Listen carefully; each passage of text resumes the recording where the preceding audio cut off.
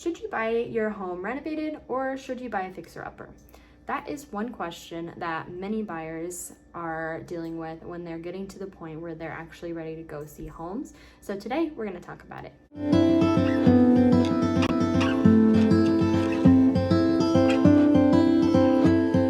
Hi, I'm Leslie. I'm a realtor in Long Beach, California, and I work with Nationwide Real Estate. And today we're going to talk a little bit about deciding between buying a fixer-upper versus buying a home that is turnkey or completely renovated. So the main question that needs to be asked really is, what are your goals, and also what is your budget? So if you know that you have a really busy schedule, you don't have any time to be handling a renovation, and you know that it's not something that you're really willing to take on, then you need to start looking more for homes that either are really nicely renovated, if that's in your budget, or homes that don't necessarily need a ton of work and could be lived in until you actually have the time to take on a project like that where you do some updating.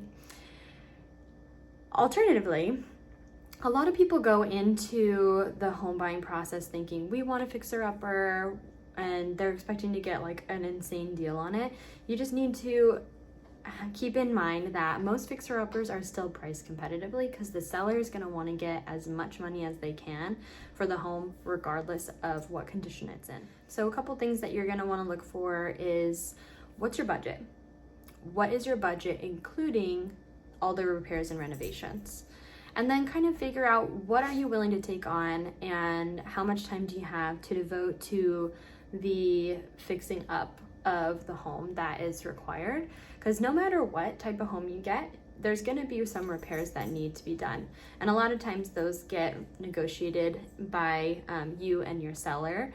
And a lot of times you won't be responsible for all of those repairs. But there's always going to be things that need to be done in a home regardless of if it's perfectly renovated or not. So you need to just keep those things in mind.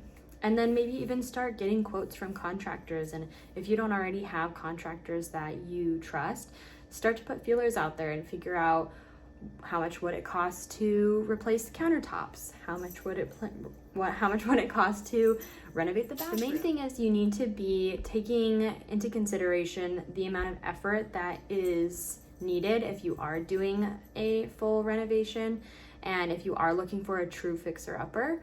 And really kind of a lot of couples and a lot of home buyers come to the conclusion that they want something that's kind of in the middle. They would like it if it had some renovations, but they definitely want to make sure that it's livable, because most people don't have the money to pay for the mortgage of the home while it's renovated, plus wherever else you have to rent while it's being renovated, if it really is a true fixer-upper.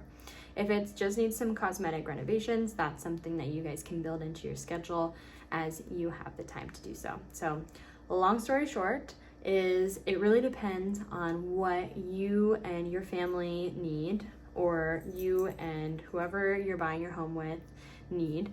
And then, build out your goals and what you can afford and move on from there. They're both great options. They're both gonna yield you home equity and set you up for your future. So there's really no losing either way. So if you have any questions, post them in the chat, and I hope you have a great day.